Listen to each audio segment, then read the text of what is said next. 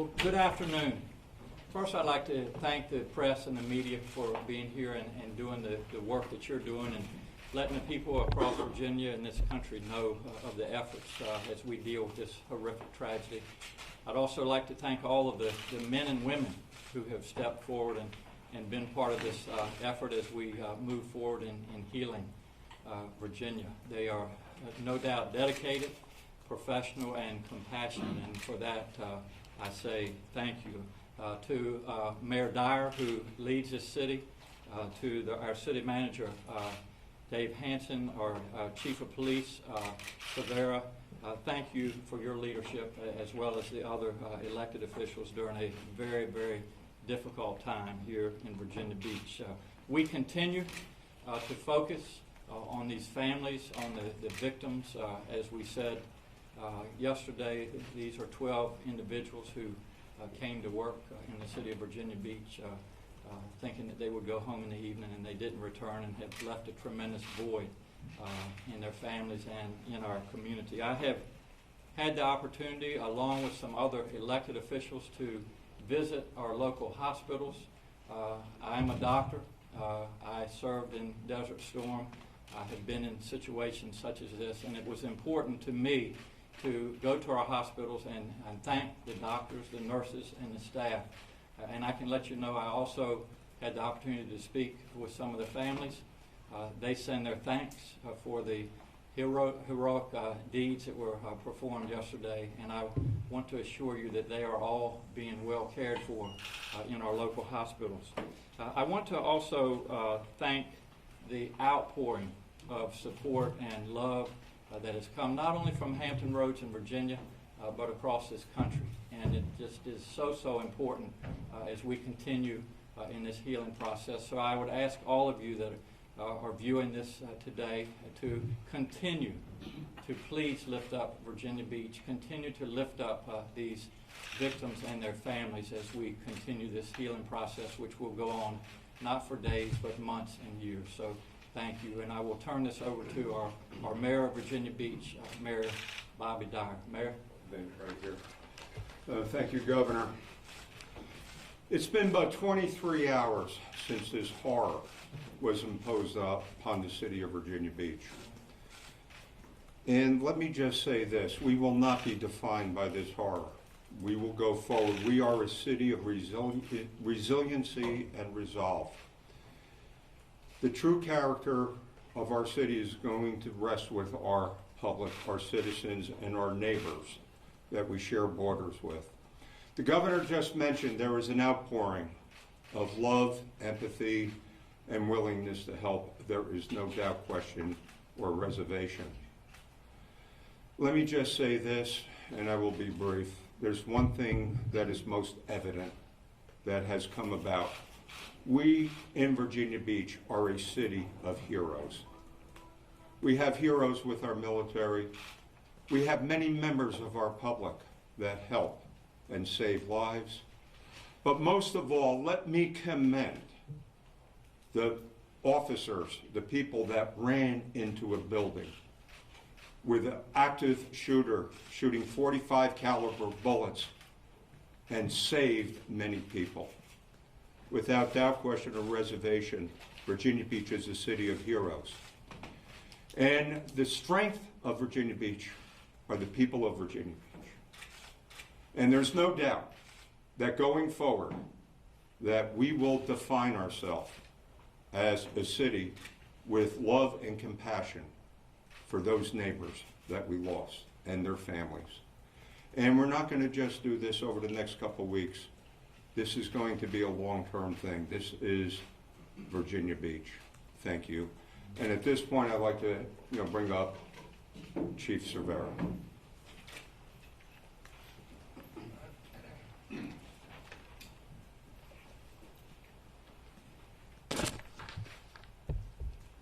From the police end, we do not have a lot of additional information to give at this time other than FBI has, the Federal Bureau of Investigation has taken over the evidence recovery portion of this. Their ERT has responded. They've come as a group of 40 individuals assisting the city of Virginia Beach. It is a time-consuming, meticulous process. It is not what you see on TV. It is not what you see in the movies. It's a time-consuming process, and they have taken that assignment on magnificently. They're doing an absolute fantastic job inside of the building. Our evidence, forensic evidence techs are also inside the building. They will be there for quite some time. We have that to be able to give out. The other thing is that, as the manager said earlier, we will have members of the Virginia Beach Police Honor Guard and Fire Department Honor Guard teams assigned to the families. We want to make sure that they have liaisons to just about everything that they need at this point. And we want the family members and the friends to know that we are behind them 100%, that this isn't something that's going to happen, and then suddenly we're just going to go back to business. But at this time, I'd like to call the regional special agent in charge of the ATF to come forward and give us a few words on where we are with the weapons that have been recovered and the evidence that they are attempting to obtain from those weapons. So. Thank you, Chief. Good afternoon. On behalf of the men and women at ATF, our thoughts and prayers are with the victims and their families. Working with Virginia Beach Police Department, State Police, and our partners with the FBI, we identified 2 weapons used in the shooting yesterday. Both weapons are .45 caliber pistols. One was purchased in 2016, one was purchased in 2018. Both pistols were purchased by the shooter, and all indications are they were purchased legally. In addition, ATF agents assisted local police with the search warrant at the shooter's residence. 2 other firearms were recovered from that location. One of the 2 has been identified, and of the one that has been identified, it also was legally purchased by the shooter. At this time, we're also working with our law enforcement partners to look at the ballistics from the weapons discharge, and also our ballistic network of NIBIN to see if they correspond with any other shootings. That's all I have. Thank you. Thank you, sir. The only final bit of information I can give at this time is there have been some questions concerning the timeline. How long did the shootout occur? What was the time that the officers first responded and arrived on scene? We'll put all that together, but we do want to interview the officers to get some specifics. The computer dispatch timeline is one piece of information, but we're interviewing the officers to get the rest of that information.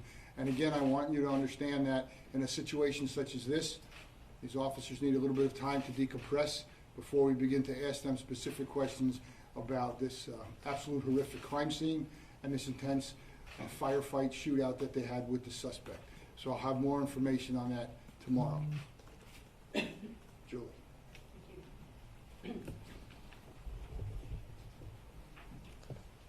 I'm Julie Hill. I'm the communications director for the city. I've been here for 4 years.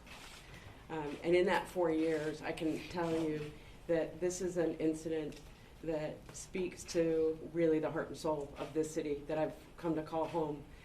But make no mistake, we are a heartbroken city because we have lost 12 people who did nothing more than come to work yesterday and expect to go home, and they were not able. We're just about a day into this event, and so we've got a lot of plans to make. We have 12 funerals to help these funerals, the families plan, and that's the work that we're about to get underway starting today. We're meeting with the families. We're focusing on the steps that we're going to be taking for memorials.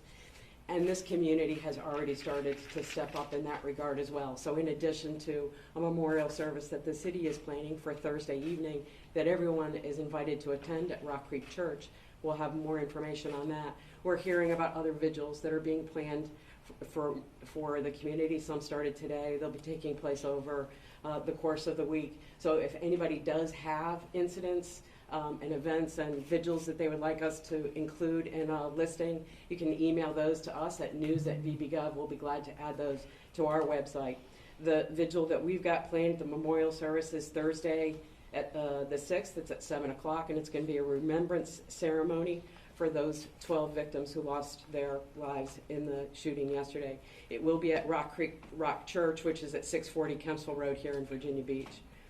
And it is open to the public, and we encourage anyone who wants to share in that to be able to attend.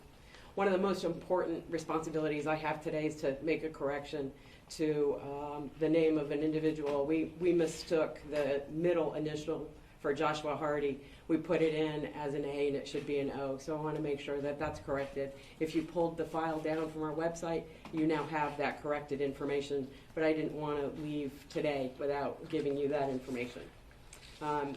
There are a lot of people who have wanted to drop by memorials and flowers and candles, and there is a designated area to be able to, for us to receive those, and that's at the flag right outside of right in front of the public safety, the police department, which is on Princess Anne Road. Building 11, it's to the left of the flagpole. There is the flag right there, and that's where we're going to hope that people will be able to gather and share those mementos. And finally, the amount of support that we've received has been incredible. We're immensely grateful for the support that we've received, and we hope that you'll continue to extend that to our families and the rest of the employees. You want to know more. I've been hearing from you that you want to know more about each of the individuals, and I think as we are able to work with the families, that's going to become easier as the days go by. So if you'll just give us a little bit of time, I think you're going to find an awful lot of people who want to tell you everything about these people that they want you to know. What questions do you have for us? Can you give us an update on the injuries? I'm sorry? Update on the injuries? We have, there's not really been much change on them from earlier. We had 3 critical and 1 in fair condition. What is the officer's? What is his condition? He's been treated and released. Remember, you might remember that the chief had indicated that it was his vest that saved him yesterday. In the last news conference, we heard that the suspect was an employee, but we're hearing from federal law enforcement sources that he was indeed fired. So can we please get a clarification? Can you please let me know what federal law enforcement agency gave you that information? I could just tell you my sources at federal law enforcement. Okay. We're hearing that he was Okay, fired from there, so you can correct your source, that's not correct. it's not correct. Yes, sir. He was not fired. That's what yes, sir, he's not been fired. Chief, can you tell us when he entered the building that day? I'm sorry? Can you tell us when he entered the building? Where? When? What time? Approximately, well, I don't know exactly what time he entered the building, I know the time that we got the first call for What time was service, that? shortly after 4 p.m. And Did again, the I will, suspect go to work? one moment.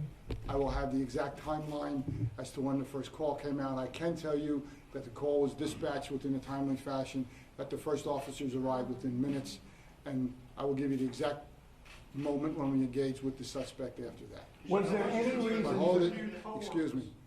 Yes, ma'am. Did the suspect go to work on Friday? Did he go to work?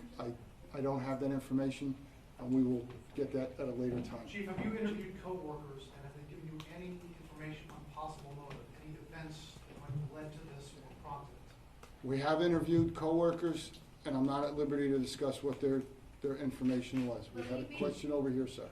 Just a question for the governor, considering there is now an open question about motive. Considering the motive is unclear right now, what do you say to government employees fearful of returning to work because they're unsure if they'll be safe? Well, this was a horrific tragedy, and right now we want to let everybody know that they are safe. There are accommodations being made to continue our government services here in the city of Virginia Beach. But until we gather more information, there's really not a whole lot more to say. But they are safe at this time. Could we get the name of the ATF official who spoke? Yes. Spelling as well, please. Ashan, A-S-H-A-N, Benedict, B-E-N-E-D-I-C-T. And your title, Mr. Benedict? Special agent in charge. I got a question for the chief. Chief, for members of the community who want to do something, what do you guys need today? What do you need right now? For members of our community, citizens who work for our city need their support. Now, when I say you need the support, that's a very nebulous thing to be able to say. We need an outpouring of support. At these vigils that will happen, come to the vigil, show up at the vigil. For our police officers, this is an absolute horrific event, this of unbelievable proportions. But police officers go to work every day, and they do things not at this level, but they do things sometimes with an amount of intensity every day. Police officers put themselves in harm's way every day for people they've never met, people they have no connection to, and for people they will never see again. So to the citizens of our city, I would like to see the support for the police officers. Remember, as I talked earlier today, we trained recently on such an incident as this with our fire and EMS representatives. Give them the support they also need. Nobody gets into public service and public safety for pay and benefits. They get into it for the intrinsic value of what they give back to their community. Pharrell Williams recently said during Something in the Water, let's show the young people we have their back. So this is the time we need to say to our cops, let's show them we have your back. Chief, you said before that there was that the shooter appeared to be shooting indiscriminately, yet any number of the victims worked in the precise division where this gentleman went to work every day. Can you reconcile those two statements for me? We're working through that. What I mean by indiscriminately was as he came upon someone, that's when he took action. So we are working through the actual timeline and the actual event, what event took place when, and we'll try and piece all of that together as best as we could. We're also hearing from employees for the city that there's some sense that he had some friction or difficulty at work. Can you confirm that there was some past behavior that led folks to believe that he might not necessarily have been? I can't confirm that until those who are interviewing everyone can give us a complete report as to what led up to this particular incident. Chief, have you reviewed his electronic trail, cell phones, texts, computers at home, anything like that? And if so, have they given you any indication of possible motive? Okay. As investigators, they review everything they possibly can review. Once that's all put together in a documented investigative file, it'll all be reviewed and determine what led up to this incident. Chief, when government offices, One second. Chief, do you have an idea if this was a planned something that he was thinking about for days and weeks, or something that you think sparked, that day? Again, that it will all come out once we get all of the intel work, background investigation work done. We've only been 24 hours into this, and the first piece of any investigation is to make sure that we have the crime scene completely reviewed, which is what we've just completed. So it's work. The detectives are in that phase. Can you say where, I mean, this is a question for the ATF agent in charge, where that second gun was found in the building? I'd actually defer to the FBI, special agent in charge. No, we're going to hold off on where weapons were found. When do you expect to release the So timeline? one moment. That might not satisfy you right now, but I said as we could give information, we will release it. Yes, sir. Chief, when government offices do reopen, is there any plan to bolster security with metal detectors or security personnel? We have security plans in all of our buildings, except I have to say this, that's a government employee who walked into the building. So if we're going to go to metal detectors for all employees coming in, I will defer that to higher city authorities on how the buildings can be reconfigured. When do you expect to release the timeline? I'm sorry? The timeline, you said you're going to be releasing the timeline? I said I expect to release it tomorrow. Tomorrow. And again, it's not just the time that we have posted on a computer dispatch, because that's the time officers call in, but in a situation like this, they're not thinking to call in exactly what they're doing, they're engaged, and then they're calling it in. Chief, do you have any idea how many people were in building 2 at the time? I do not. Do you have a sense of, given the timely nature of the police response, how important that was in terms of saving lives? Well, then, I could give you, from 44 years of being a police officer, anecdotal. That was extremely important, because the longer it takes, the more carnage we would have had. So those officers got there as quick as they could. They engaged with him as quick as they could, and they were able to neutralize him as quick as they possibly could. And I think, in the overall scheme of things, that helped save a number of lives in that building. Yes, ma'am. Thank you. What employees were required to come in Monday morning, and where are you relocating the services? Who does? Thank you. We're having those conversations right now, and we'll have specific information that will be sent out to employees once the final decisions are made. We are absolutely looking at some modifications of the schedule, but how we're gonna work that out for the logistics of some of the essential services, that's the piece that we're gonna work on. We'll have it out as soon as we can. Mhm. Any response from the shooter's parents? We got a report that someone talked to the parents. Did they offer any kind of sympathy, condolences? I am not aware of receiving anything from the city side. The individuals that spoke with the parents did not report back what the parents exactly had to say. We will interview them for the investigative purposes of this. Chief, were there additional items found at his residence that are pertinent to the investigation? Specifically, we learned that there were 3 security cameras that he had pointing out 2 windows of his apartment. Can you tell us anything about those or any other items that are pertinent to him? I cannot release any of that information from the search warrant at this time. I'll take one more question. Chief, can you tell us, did he live by himself? Was he at the house with anyone, any acquaintances, family? Did he live by himself? Who do I have up? Deputy Chief Gallagher. Right here. We believe he lived alone. The information we have is that he lived alone. And sir, since you also raised your hand at the same time, you're the last question. Yeah, if you could speak a little bit tactically about the officers and how they engage the gunman. I understand you can't go too far, but was it what you guys trained? Did it work out more or less to what you guys have been practicing? Very good question, thank you. We train extensively. We train extensively on firearms tactics. We train extensively on self-defense tactics. We train extensively on de-escalation tactics. Now, in this particular case, there was no de-escalation tactics. He was firing his weapon. As soon as he saw the officers, he engaged firing his weapons at the officers. So we train in what we call close quarter battle. That's the best term that I can give you, and that is officers position themselves to take the tactical advantage in order to use deadly force. And I have to really accentuate that. They're the only ones in society who are allowed to use deadly force on an individual. And they take that very seriously. In this particular case, they reverted back to their tactics, to their training, and I have to tell you that they reverted back to their self-discipline that our officers have, because they learned that in training, and they reverted back to the discipline that we have as a police agency in order to return fire as tactically and efficiently as possible, and that's what happened. So thank you, sir.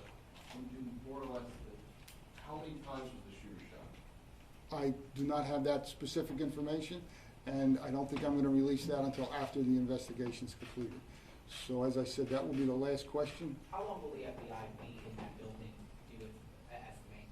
I just said that was the last question, but considering you're local, we'll let you ask that. I can't give you the exact number of hours or days, but we're going to be there until that investigation's completed. They have teams going in and out. They are rehabilitating themselves, i.e. with food and water. They're being housed locally. So in police work, we stay until the job is completed. Thank you. Because of the chief's desire to release the timeline for tomorrow, we're not going to pin the time in the morning. We really want to see when we can have that for you. So it's just as soon as we have that indication, we'll send out the alert and let you know. And the best place for you, as you know, to follow is on the Virginia Beach Police Department Twitter feed. We'll post the time of tomorrow's briefing just as soon as we have it. Thanks very much for showing up today.